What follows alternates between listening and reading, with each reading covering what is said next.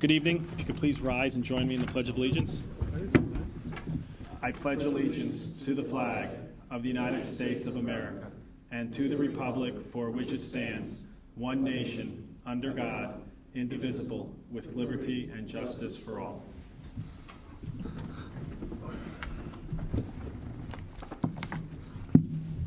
Good evening, everyone. This is the regularly scheduled meeting of the Board of Estimate and Taxation, June 15th, 2009. Item 2 comes before us, consideration of applications, routine applications. Madam Clerk? Yes, I move the following routine applications. NW3, Nathaniel Witherall, release of conditions, $96,000. FD3, Fire Department transfer, $60,000. FD4, Fire Department transfer, $26,000. PW8, Department of Public Works, continue in force, $200,000. PW9, Department of Public Works, continue in force, $500,000.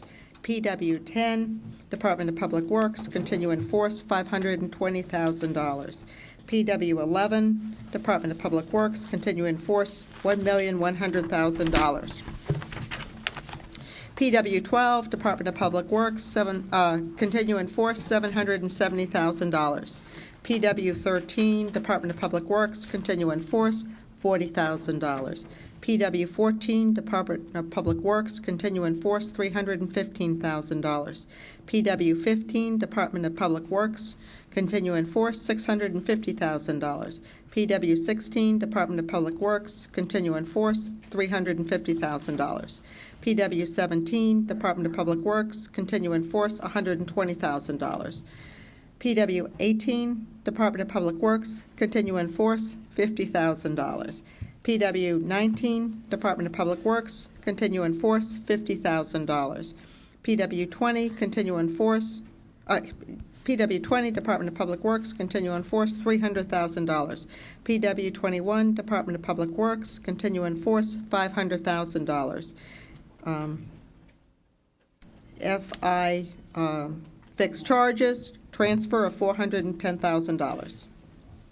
It's been moved by Ms. Tarkington. Second. Second by Mr. Mason. Mr. Mason, just so that it's clear, maybe you can give a little bit of background. Many of these items are these continuing in force applications, and I think it'd be worthwhile as part of our job to have the public understand what it is that we're doing. Maybe a brief comment on that. If I may, the town charter calls for all of our capital commitments to be committed in the fiscal year that we appropriate them in, and if they're not, the BET has the authority to continue them in force for an additional fiscal year, is what you're seeing going on here. We have some exceptions to the rule on some of our school projects, and what you're seeing is out of all the departments that are on our capital projects appropriation sheet, these are the ones that the departments are asking to continue in force. During our budget committee meeting, we got an update on every single project, why they haven't gotten to it, when they anticipate getting to it, what the next step is in each project. So we had a lengthy discussion on that. In July, we'll have the final report on what is not continued in force, what the closeout is, and that those funds will become available for future capital appropriations. Any other discussion on the routine applications? All those in favor? Aye. Opposed? Abstentions? 11-0-0.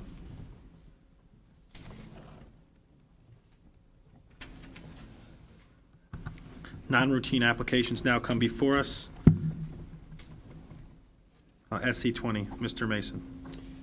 SC20 is from the Office of the First Selectman. It's additional appropriation for a settlement for $85,000, and I so move SE20.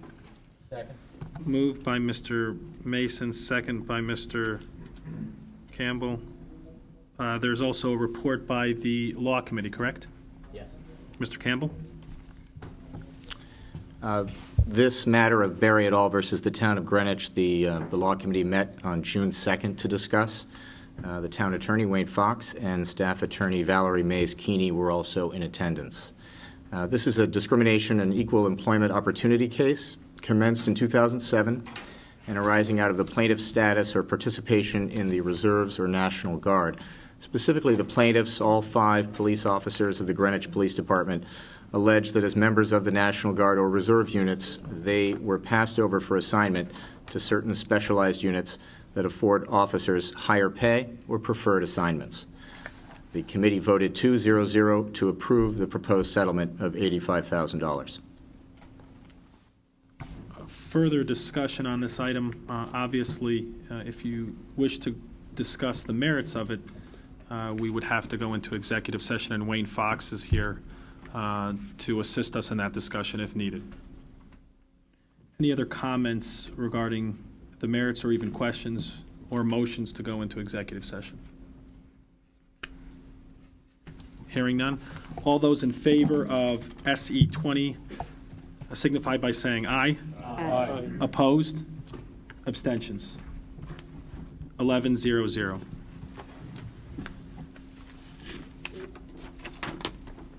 Ms. Barton. I think it's worth noting, as we just took that vote, that this matter was discussed at length at the Budget Committee meeting, and we all are familiar with the facts and underlying circumstances of the matter from that prior discussion.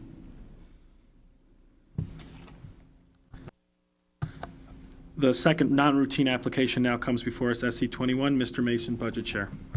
SE 21 is from the Office of the First Selectman, but I believe it'll be coming from the Glenville Building Committee. It's a release of funds of $343,300, and I so move the item. Moved by Mr. Mason. Second. Second by Mr. Simon. Mr. Chair, Mr. Chairman, Mr. Norton.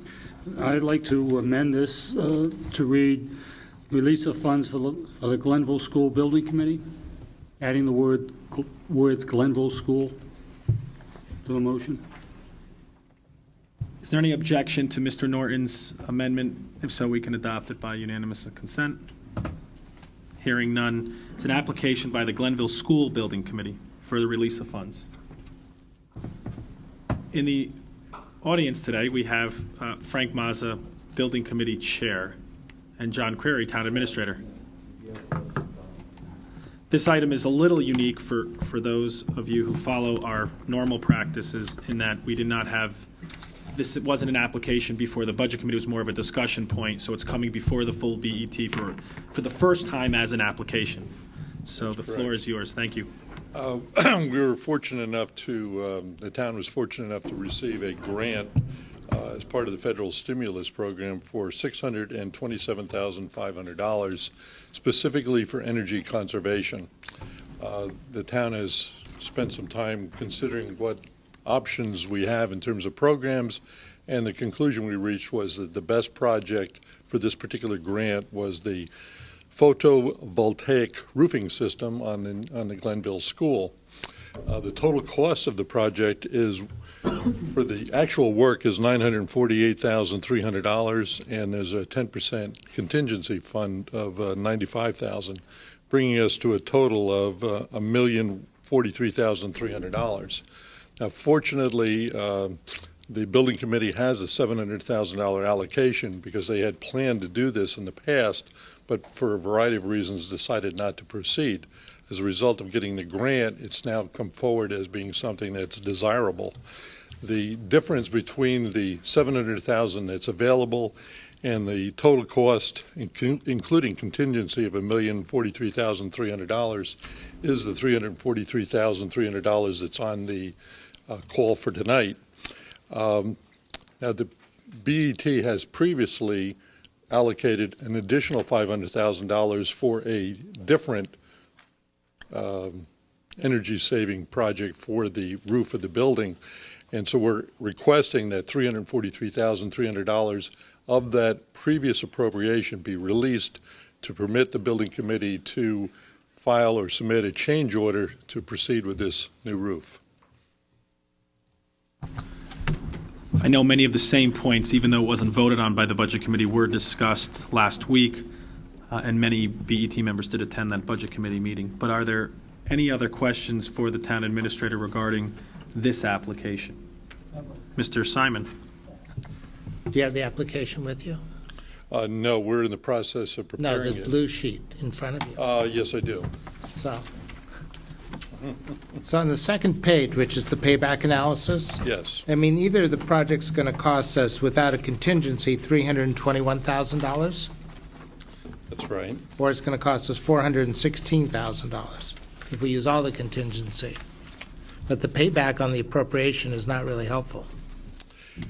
This calculation was prepared by Turner Construction, and they estimate that to, But they did it on the $343,000, I believe you're correct. which isn't really a relevant number in this process. If you use the 416, it brings it up to about 13 and a half years. Yeah, somewhere in there. Or if you use what I use, which is assuming you don't need the contingency, brings it down to 10 and a half years, That's correct. just so when you go back to them. Further discussion? All those in favor of SC 21 signify by saying aye. Aye. Opposed? Abstentions? 11-0-0.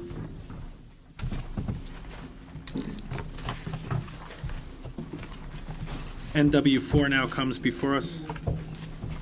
We have in the audience several members of the board of Nathaniel Witherell. I see one of the members attending, Vice Chairman, if I have that correctly, No, I'm the Director of Finance. Director of Finance. The acting director?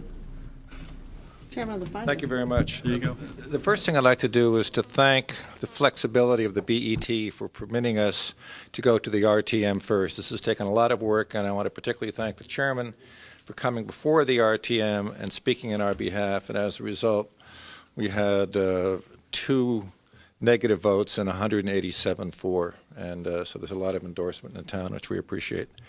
I would draw your attention to a small correction. If you look at page 2, it talks about creating funds from the general fund to the NE revolving fund. That should either be NW or Nathaniel Witherell, but not NE.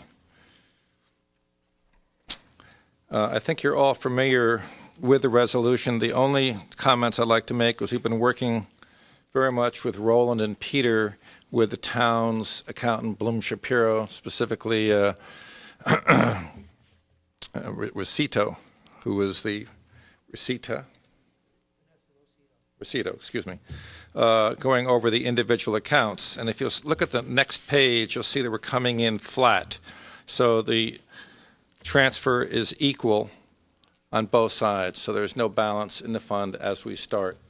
I would not anticipate that at the end of the year there would be a lot of funds in this account. It will fluctuate up and down, but it is not as though this is going to be, in our opinion, a very large balance fund, but it's permitting us to have the accounting where you can track our performance. I would add that the government auditing standards are very different than normal accrual accounting, so you will see a total number that will be recognizable to you if you're familiar with our accounts, but the individual groupings, for example, they do not recognize encumbrances. There are quite a few changes in government accounting for what we normally do. But if you look at the attached memo that is included from Vanessa, and item 4, she understands, and item 5 particularly, that we will continue to have an accounting that would show on our books accumulated depreciation, so we'd have the full accrual accounting so you can see how we're making money and doing profit. But in the public statement, it would be according to government auditing standards. I hope that's clear to everyone.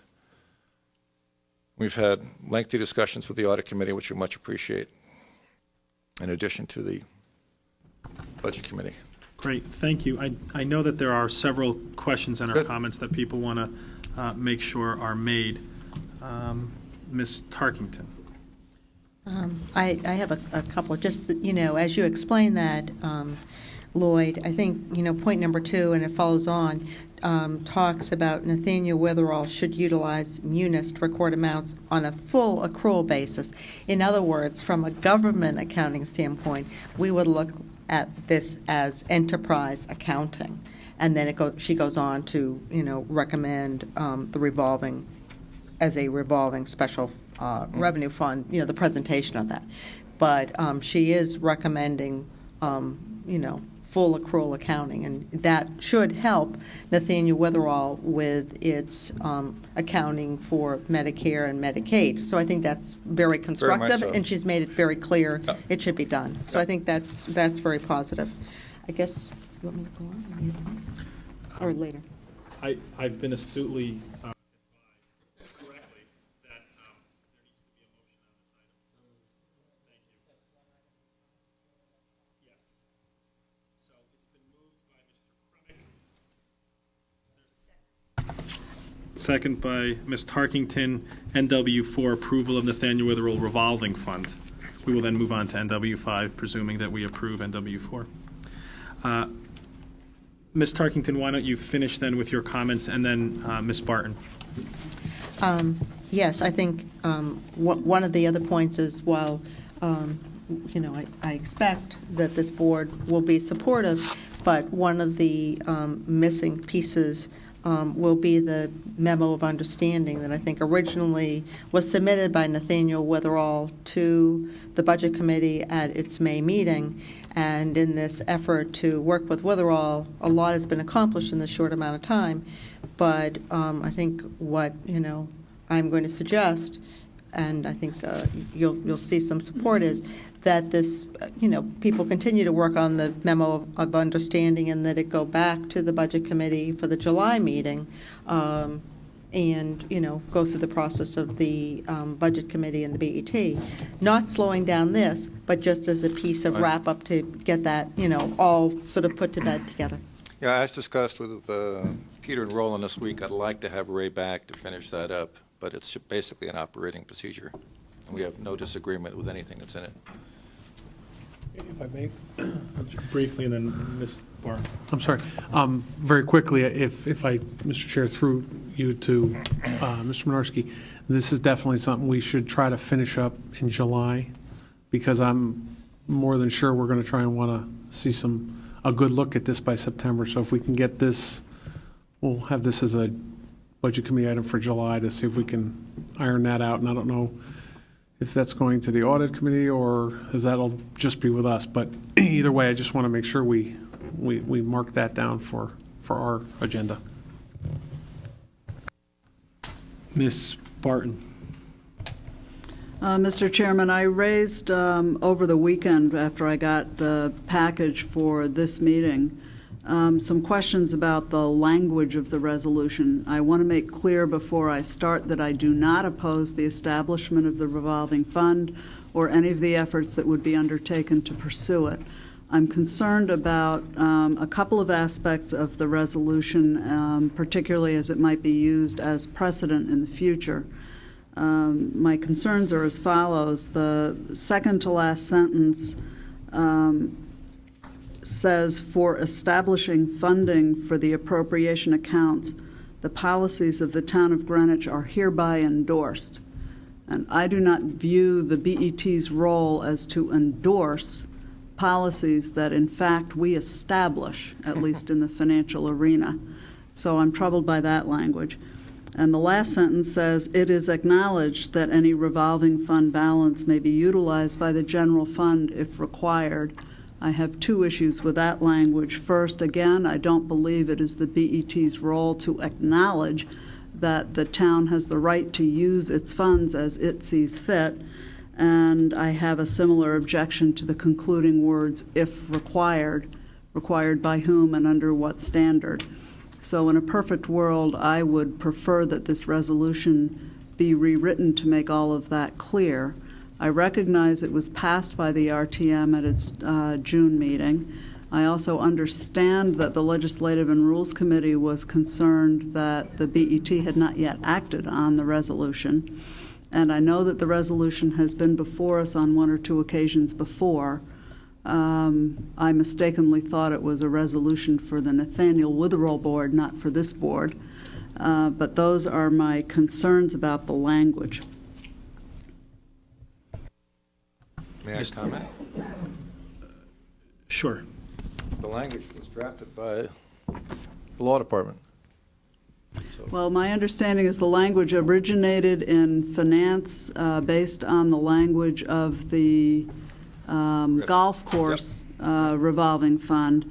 It was then reviewed, as I understand it, on somewhat of a last-minute basis, which is, if it weren't for the last minute, nothing would ever get done, by the Law Committee before it went to, I think, the Budget Committee of the BET. It's been around. I am not blaming anyone involved in the process for the issues that I'm raising about the language. I simply have them, and I believe that there's too much money at stake to rush through a resolution that is imperfectly worded. Recognizing all of what has transpired before, it would be my very strong preference to defer passage of the resolution until the July meeting. The matter is going to have to go back to the RTM in any case to get the funds transferred, and there is, in my opinion, no reason why we cannot start to implement the revolving fund in the interim. I think we have that power without a resolution, while we perfect the language. That would be my preference. I'm advised by my colleagues that I'm in a distinct minority. Mr. Kremick. Well, we did talk about this. I think the language is, and the intent of this resolution is very clear. In the last two sentences, the intent is that the appropriation and accounting policies of the town of Greenwich are going to apply to this revolving fund, and that any revolving fund balance may be utilized by the general fund if required, and that is a function under our charter of the BET. If we require, in the course of our budgeting, in course of our exercise of our power to transfer between accounts, we can do that.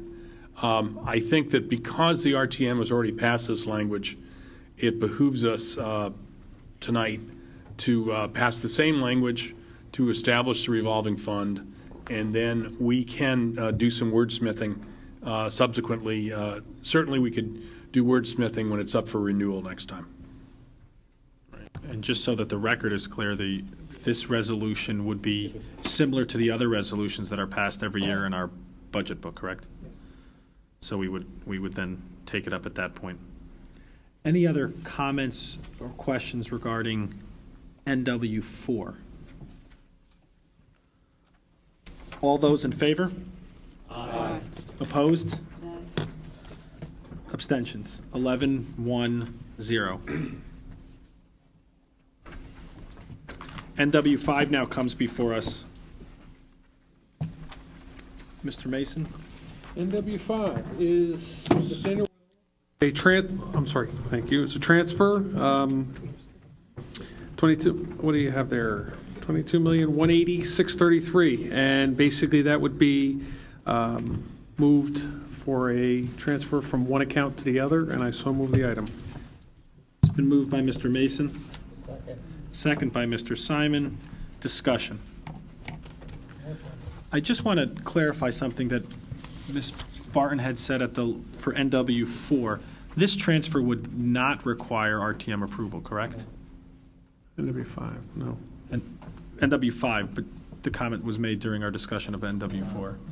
It's a law department said that the RTM didn't have to approve it.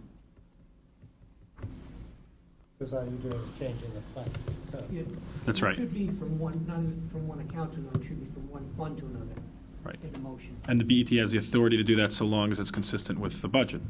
So you're not adding any appropriation that would require their approval. Well, can we discuss the item of fixed charges, which you're moving from the A Fund 900 to the H Fund 450? Why isn't that? We said that we would leave fixed charges in total in the general fund, and then they would pay us back as a revenue item in the general fund for their share of it, like we do with the other funds. I was just a little confused by the numbers on the blue sheet that show the transfer, do they not? Yes. At the bottom, the sixth item where it says A for general fund, in the 999, that's in the same section, in the revenue section. That's an expense on the Nathaniel Witherall side. If you go to the revenues, the very end of the revenue section, you'll see transfers from the public school lunch revolving fund, the golf course. This will be an initial one. So it'll show up as a revenue in the general fund, and it'd be a transfer from the Witherall. But all of the different expenses will be sprinkled throughout the general fund, like the healthcare, et cetera. Ms. Tarkington. I believe it's these kind of things that will be clarified when this memo of understanding is prepared by the Finance Department in Witherall and then reviewed by the Budget Committee and the BET. And again, unlike an enterprise fund where you can't change things for some period of 3 years plus, with a revolving fund, it's my understanding that there is some flexibility here to make some changes of this period of time if they're so needed. Correct. Ms. Spartan. This raises again my concern that there's been a large lack of precision of exactly what it is we're being asked to do tonight, which concerns me. I don't want to stand in the way of progress, but the numbers on this sheet don't readily tie to anything else that's in front of us. And if they don't include fixed charges, then I'm confused as to what the revolving fund is designed to accomplish at the end of the day. So I would again caution this board, and I know for sure that I'm in a minority on this one, that we exercise some caution and take the time needed to understand this more fully before we act. Other questions, comments? Mr. Simon. All right, well, to go back to my original question, the revenues I understand, that's the revenues we booked, which we're transferring from the general fund to the H fund. The expenses are the expenses we booked. Just tell me exactly what's happening with and I understand what the last two items represent, but are we imposing upon the H fund these costs? Yes. Yes. We're transferring costs to them. $5.5 million of benefits. So let's assume $300,000 of this is the law department's cost. It's probably too much. They're not that expensive. Let's assume $40,000 is the law department's cost. I don't quite understand exactly what we are doing from an accounting point of view. The revolving fund will show all of these expenses, separate line items. They'll have their healthcare line, their FICA line, all those lines. But we're not going to reduce the general fund, particularly health. We're not going to reduce healthcare from 40 million down to 35 million. But they will report their share of the healthcare budget. And rather than reduce our healthcare budget, we're going to recognize additional revenues, which is what we do with all the other funds that we charge benefits to, like the sewer improvement, sewer maintenance, school lunch, et cetera. So essentially, this $5.5 million is journal vouchering from their fund to the general fund. And the money below, the $5.5 million below, is really revenue from other funds. Yes. I think if it said revenue, it would make it easier to understand. This is really revenue from the H fund. It's really revenue from the revolving fund to the general fund. Is that correct? Yeah, I think that makes it clear that where the money, what this represents. Although the number, the object code, would then indicate a revenue item, but it wouldn't be very clear to very many people, including me. Thank you. That makes it a lot simpler to understand, at least now. Doesn't add up then. Other questions?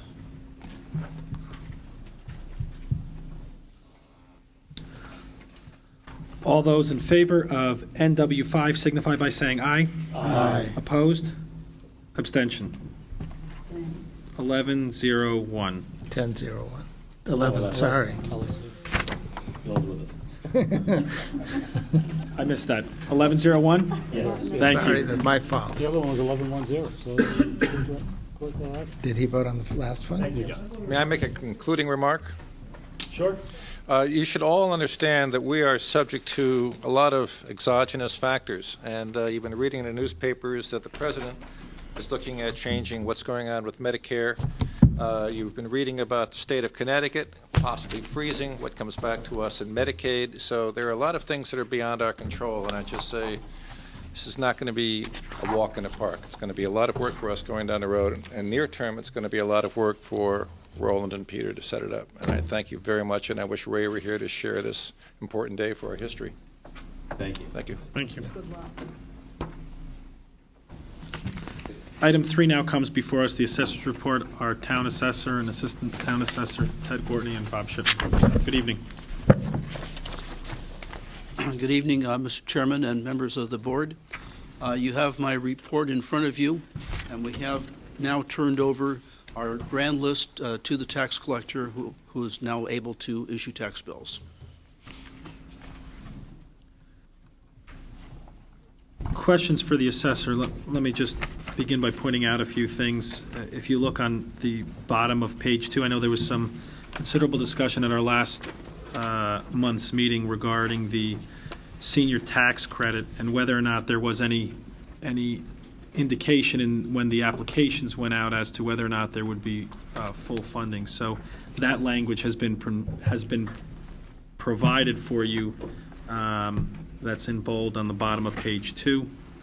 And then there was a further follow-up, page 3, top of page 3, first paragraph. There were some comments regarding a potential deferral option.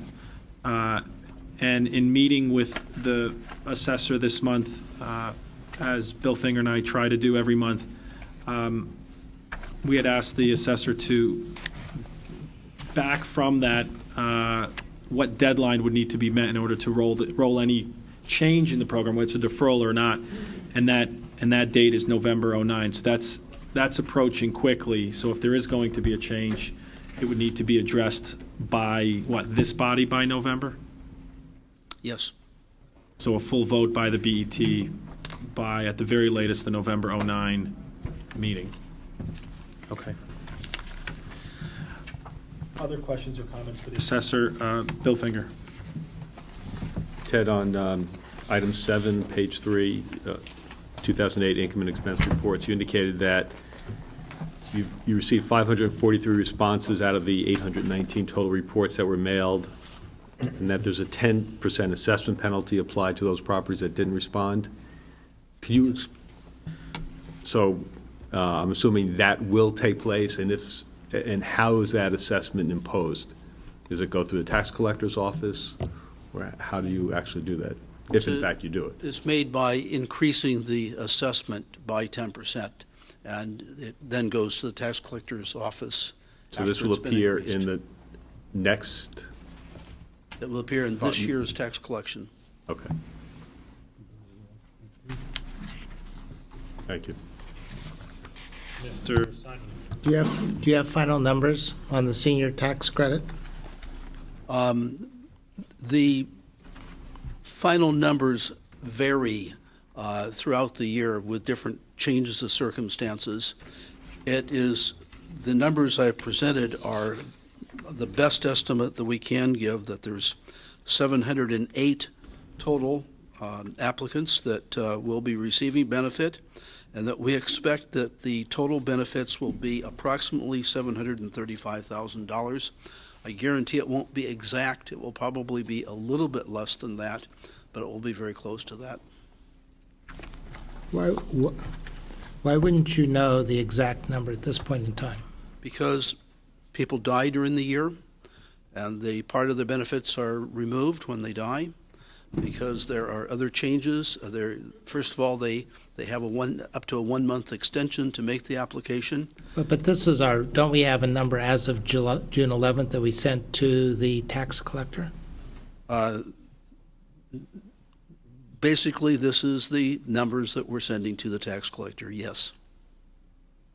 This is like real coincidental. I mean, it's not likely the number is exactly $735,000.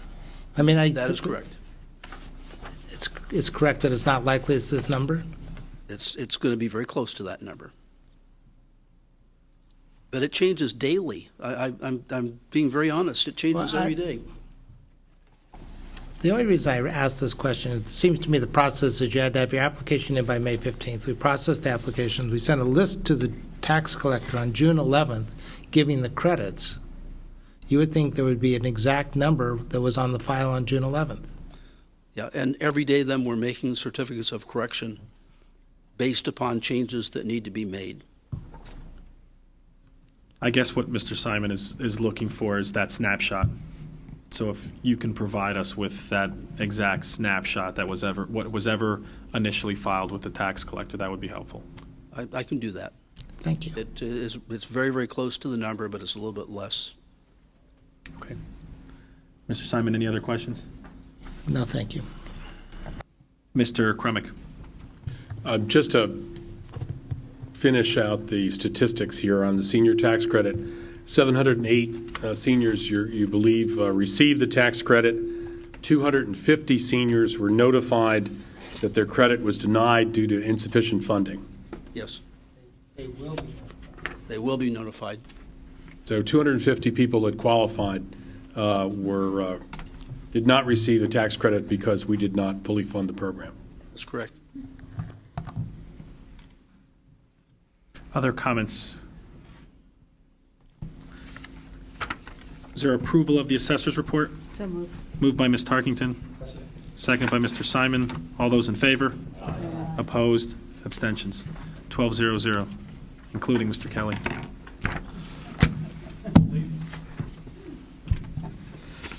Item 4 now comes before us.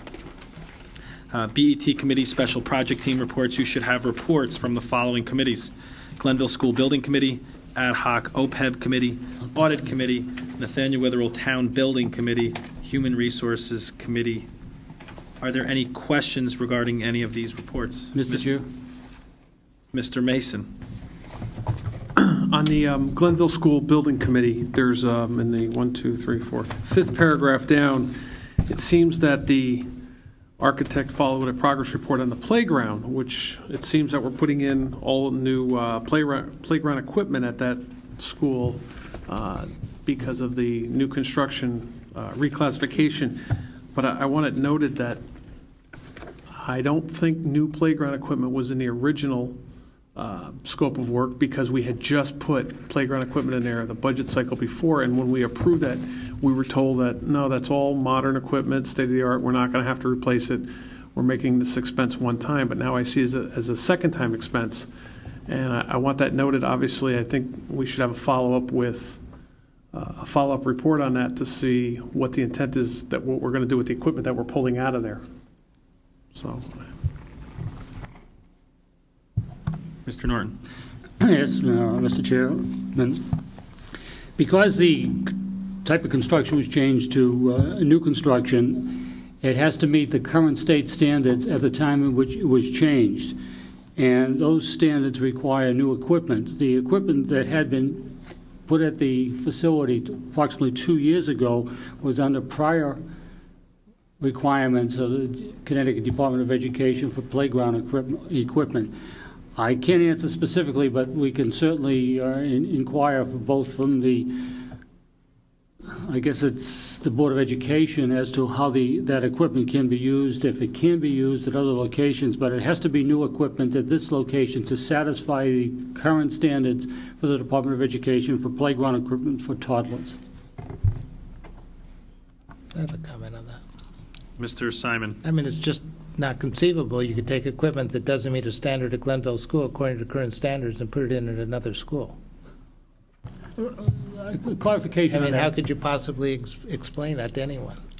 I think the issue here has to do with the existing schools can be satisfied under prior standards because of the construction time that they were built, and adding equipment to them would not be qualified by the current standards for playground equipment in a new construction. I'm not sure I quite understand the answer, but I think what it does show is that through you, Mr. Norton, if we could ask the building committee to formulate a response to Mr. Mason's inquiry regarding the utilization of the playground equipment, I think that would be helpful. To a non-public school. Mr. Chairman, I'd like to address another item on the Glenville School Building Committee. Okay, hold on. I think there are people who might still want to talk about playgrounds, but let's see. Mr. Kremick? Well, I just want to point out that the new playground that was put in there 2 years ago did meet standards, and I understand Art's point as he's explained it But it seems to me that in terms of reusing this playground equipment, if it doesn't qualify for schools but is nevertheless safe equipment, I would think we would explore, the town would explore using it for housing authority. The housing authority might want it. In other words, it shouldn't go to waste because it is basically new equipment. Any other comments on playground equipment?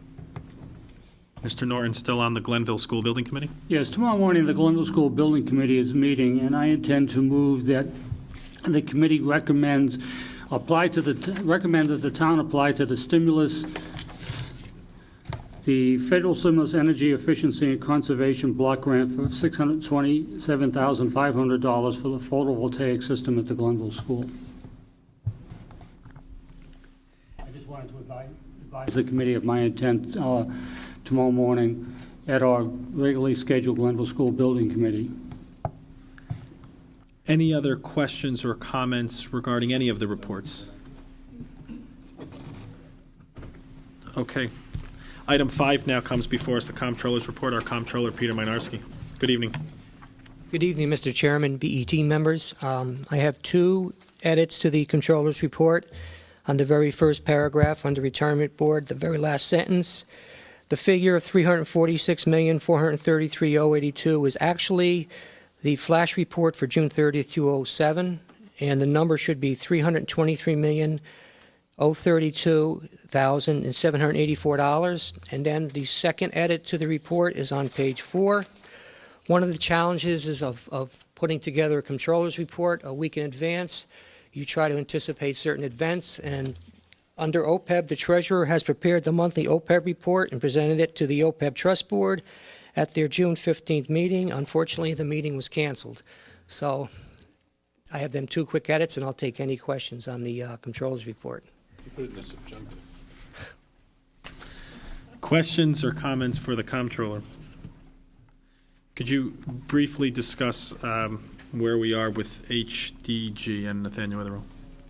The contract, personal services contract, is in the Law Department, and what we had done with all of the respondents was send out the long-range plan in advance, and in communications with Health Dimensions Group, they have agreed to do preliminary work in anticipation of getting the personal contract signed, and they will go right into working with the town.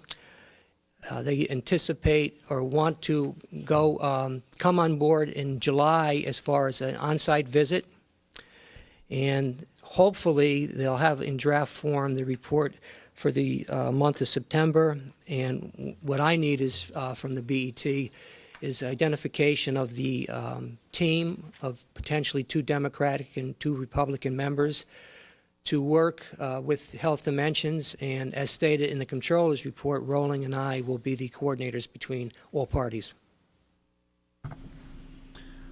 Other questions or comments for the Comptroller? Yes, Mr. Norton. Peter, on page 4, you have a list of banks or financial institutions listed. One is Northern Capital. Is that on our approved list? And who are they? The answer is, I don't know. It's obviously a name change, someone that has previously on the approved list, and I can get the name change for you.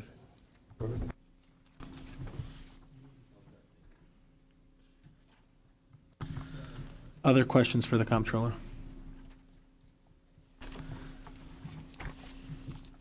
All those to approve the, motion to approve the Comptroller's report? So moved. Moved by Mr. Mason, second by Mr. Norton. All those in favor? Aye. Opposed? Abstentions? 12-0-0. Item 6 now comes before us, acceptance of the Treasurer's report. Is there a motion? Moved by Mr. Simon, second by Mr. Norton. Questions? Discussion? All those in favor? Aye. Opposed? Abstentions? 12-0-0.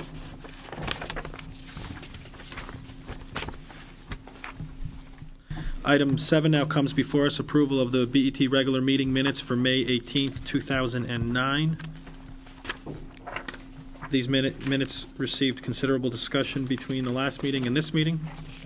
Hopefully, everyone has reviewed them now to whether they're satisfaction or exhaustion. Comments, questions? Mr. Raymer? Yeah, unfortunately, neither to my satisfaction or to my exhaustion, I'm afraid.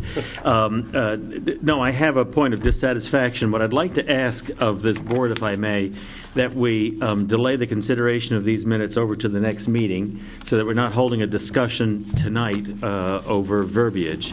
The particular portion of it which was of concern to me appears on page 6. It was the recitation of the dialogue that took place here at this board regarding mill rate and mill rate percentages of increase. And the particular concerns that I had were discussion regarding the anticipated contribution to cover pension obligations in the following year, and also the questions of mill rate smoothing and what as a consequence might be the next round of mill rate increase, none of which is reflected in the dialogue. My thanks to Madam Clerk. She indulged me with several conversations, as she always does, in the course of those conversations, perhaps my recollections are faulty, they often are, but in the course of those conversations, my recollection was that Madam Clerk read back to me the recitation that she was planning, and I had the recollection that there was recitation in that of these additional points that somehow don't appear in these minutes. Now, maybe my recollections are faulty. Again, I don't want to take the time of this body tonight. If I could have the opportunity to have this be postponed to the next meeting, I could raise the issue with Madam Clerk. There may be others that she wishes to discuss it with, and at that point, perhaps the language could be solved without taking quite as much time of this board. Mr. Crumick and then Ms. Tarkington. Yeah, I just wanted to point out that I think in the past when this has been requested, it's been postponed as a matter of courtesy. I'm not sure. I'm not sure I have that same recollection, but then again, I'm not sure it's ever come up, certainly in my tenure as chairman. So, I could be thinking back a few more years, but usually, if on something like that, at least once it's passed as a matter of courtesy. In my recollection. Ms. Tarkington. It is correct. Mr. Raymer is very kind to mention the conversations we've had. I certainly did read what was proposed, and I will share with this board that I deleted nothing. But, obviously, I'm happy to continue to work with Mr. Raymer and the chairman and others in this board to make sure we have satisfactory minutes. Mr. Camp.